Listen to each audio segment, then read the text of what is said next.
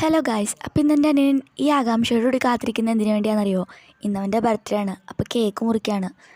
അതാണ് പുള്ളി ഇങ്ങനെ ആലോചിച്ചിരിക്കുന്നത്. അപ്പോൾ ഒന്ന് വാട ഒരു ഫോട്ടോ എടുക്കട്ടെ എന്ന് വെച്ചപ്പോൾ ആൾ വന്നതാണിത്. അങ്ങനെ നമ്മൾ കേക്ക് മുറിക്കാൻ തുടങ്ങി കേട്ടോ. അപ്പോൾ ആൾക്ക് എല്ലാവരും കേക്കൊക്കെ കൊടുത്ത് കേക്കൊക്കെ മുറിച്ച്. അപ്പോൾ ഇതാണ് കേക്കിൻ്റെ ഫോട്ടോ. ഇതെൻ്റെ ഉമ്മച്ചിയുടെ ഒരു ഫ്രണ്ട് ഉണ്ടാക്കിയ കേക്കാണ്.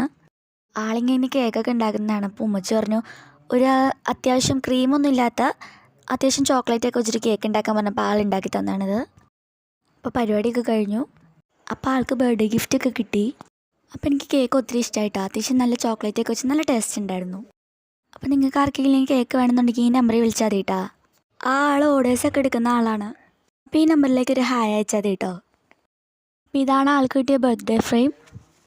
ഒത്തിരി ഗിഫ്റ്റ് കിട്ടിയതിൻ്റെ സന്തോഷത്തിലാണ്. അപ്പോൾ കംപ്ലീറ്റ്ലി ആൾ മൊത്തം ഒരു സന്തോഷത്തിലാണ്. ആ ചിരി കണ്ടാൽ മനസ്സിലാവില്ലേ? അപ്പോൾ